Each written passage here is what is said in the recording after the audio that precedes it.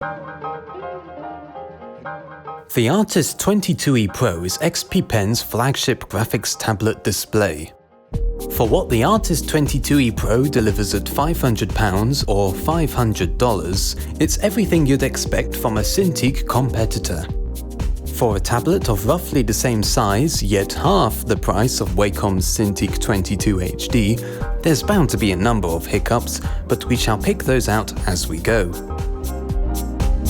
The tablet measures at 22.5 by 13 inches and weighs just under 10 pounds.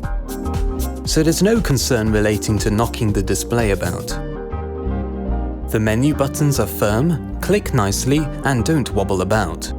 The cast metal stand is sturdy, with rubber ends that grip to the desk well and truly, so much so that you may want to lift the tablet slightly when shifting it.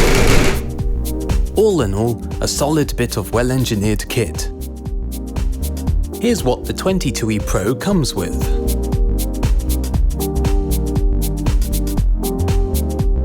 The driver must be downloaded off their website, no CD included. Upon first installation, the Artist 16's driver's remnants were disagreeing with the new 22E Pros. Upon reinstalling, the 22E Pro's installer eventually asked to clean up the mess and worked fine afterwards. The driver is tough in that you can unplug and replug the Artist 22E Pro entirely and it will still work without restarting the computer. The input selection is handled very much like a telly does, and the HDMI and DVI look swell. You can have both the DVI and HDMI plugged in simultaneously and switch between them. The Artist 22E Pro is an updated version of the Artist 22E. The 22E comes with 16 express keys, but the 8 on the left work the same as the 8 buttons on the right, whereas all 16 express keys can have different functions on the 22E Pro. The 22E Pro's PO2S pens have 4 times the pressure levels as the 22E's PO2 pens. The 22E Pro's driver has some more features too. The Artist 22 HD lacks express keys altogether, so to those who aren't bothered by that, this can save you some horizontal space. With a 21.5-inch display at 1080 by 1920 resolution, the individual pixels can be seen up close with the naked eye. But this means smaller interfaces icons are easier to select, since a lot of GUIs seem tiny at 1080p. So this screen has a size deserving of its resolution. I find drawing with a large display increases confidence with swooping brush strokes, as well as drawing with your elbow rather than with your wrist. It's definitely hard to go back to regular screenless tablets. Making the transition, I am both liberated artistically, but less adaptable to simpler technologies as a result, bar the pencil and paper. Working with a larger tablet display increases productivity for me by a noticeable margin. For every undo or mistake made inking with the 22E Pro, I would have done the same 5 times more often on a smaller tablet. The power light is recessed, so from certain angles there's no telling what power mode it's in, but it turns on pretty quickly. At 50% brightness, the display runs at a comfy temperature, with the bottom being relatively cool. Leaving the screen at 100% brightness for a bit, the top back of the tablet becomes a bit warmer, and the whole screen is about as warm as the top of the screen was at 50% brightness. The bottom back of the tablet never heats up. The tablet's in an environment where it has plenty of space to breathe. It's not pressed up against a wall or anything daft like that. The power supply box runs comfortably cool too. I am happy to say brightness really means the actual brightness of the display, increasing the backlight's intensity.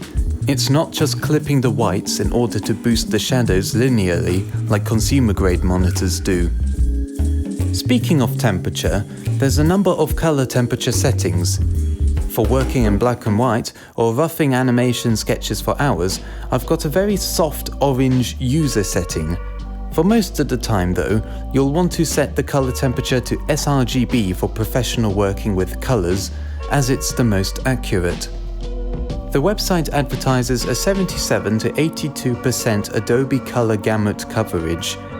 I'm not going to pretend I know everything about color gamut, but at a percentage like that, it should be able to portray sRGB or Rec. 709 with accuracy. Simply put, the whites look white, greys look grey, and blacks look black, so I have no qualms about trusting the Artist 22's color reproduction. The viewing angle is broad, as the image never disappears like a laptop display would, yet the color does shift a teensy-weeny bit, so it's a good idea to face the screen dead on when working with colors. This doesn't happen with the Artist 16, however. The colors are the same no matter where you look at it from.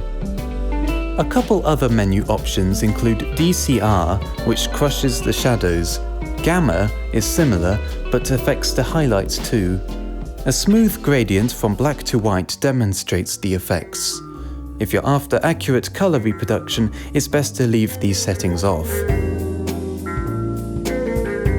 2 rechargeable pens come with the Artist 22e Pro. I've covered the nature, pros and cons of XP Pen's rechargeable pens and the lack of an eraser tip in my Artist 16 review, if you would like to know all about that. In short, the rechargeable aspect is not a problem at all.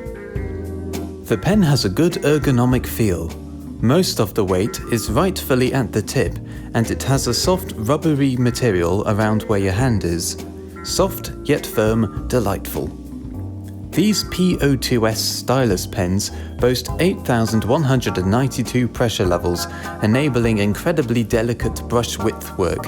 This makes the pressure flow practically continuous, with no discernible steps in the transition from thin to thick. I'm desirous for the rich weight variable inking style, so I'm well chuffed with this feature. The pressure works so well, one hardly has to change the brush size when doing the details and larger forms. There's no tilt sensitivity. One of the 2 pens is contained in this interesting tube. The lid's secondary function is a pen holder with a grippy material at the bottom. Knocking the top of the pen is enough to tip it all over, but generally is sturdy enough. The bottom of the tube can be unscrewed to reveal 8 replacement pen nibs for when the nib used inevitably loses its edge over the many years of intense scribbling. This center hole is for pulling the inside nib out. It's all rather dainty, but I've had trouble pulling the replacement nibs out as they're quite close to the circumference. The tube can be used to protect a pen if you're going somewhere with it, although the second pen receives no such luxury.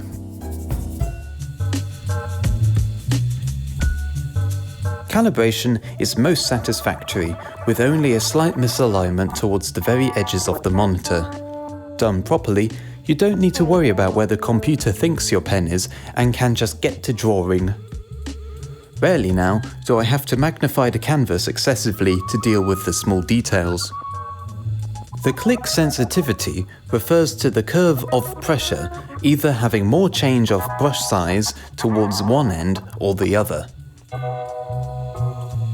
Every button can have a different function attached to it, be it a key combination, opening a program or settings, fine detail mode, or switching monitors. The big surprise was that every program can have a different set of Express key commands set to them. The driver will automatically set the Express keys hotkeys to what program you're currently working in. To make a habit of using the Express keys, I put labels on them, otherwise I'd forget what I set them to do. Messy, but productivity is my priority. I recommend that you put the tools used while drawing on the left-hand side and less used shortcuts on the right-hand side. Destructive shortcuts, such as delete and undo, are best put on the bottom left. This is to avoid accidentally pressing them with your drawing hand. Here's a few examples of the Artist 22e Pro in professional action. The animation that has put this tablet to the test was a freelance project for Pencilmation. With an emphasis on economy and speed, I was able to work faster on the 22e's larger screen. Once or twice I've had a slight glitch where the pressure's been interpreted as maximum, but it's so rare and of such little consequence, there's little to complain about.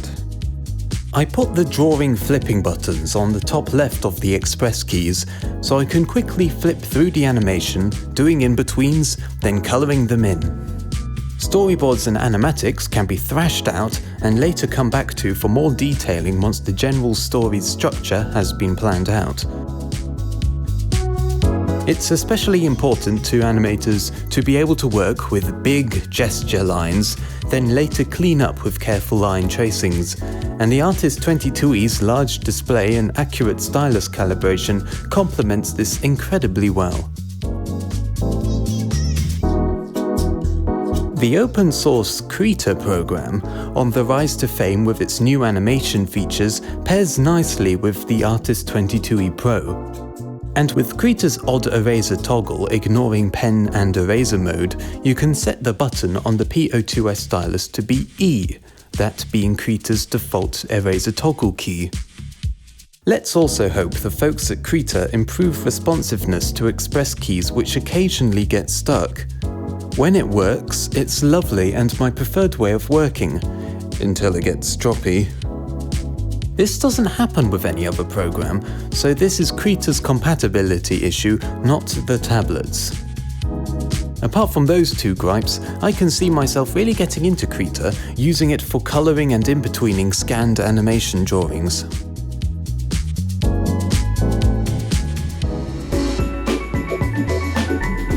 What the P02S stylus has most influenced for me is a watercolory, blotchy way of blocking in shades and colours. I normally do this when planning colours for either a painting or a certain look for an animation scene. Starting with the major areas of colour, I work my way down in scale until I'm down to the details and eyelashes.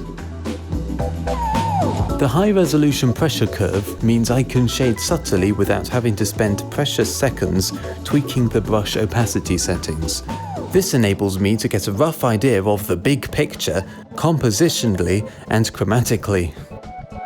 Any construction or sketching can either be done on another layer or the same layer before being re-obscured. Obviously not the most technical way to do an illustration, but having the accurate bright monitor of the Artist22HD to work with, I can see future animation projects having a much nicer color palette.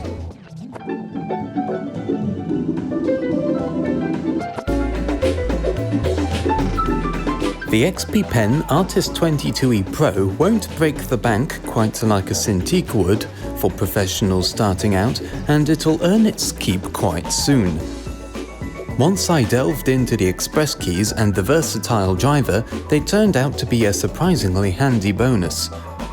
There's many repetitive keystrokes in animation, dotted all over the keyboard, and putting them all on one side of the 22E Pro made for less digit gymnastics.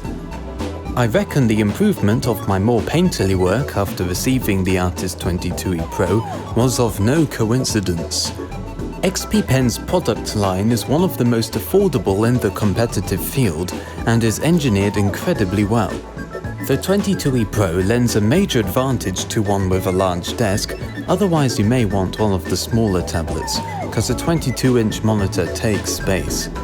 To students, folks on the move, and those with limited room, it's worth having a look at my Artist 16 review. However, for my workspace and my work, the Artist22E Pro does a super job.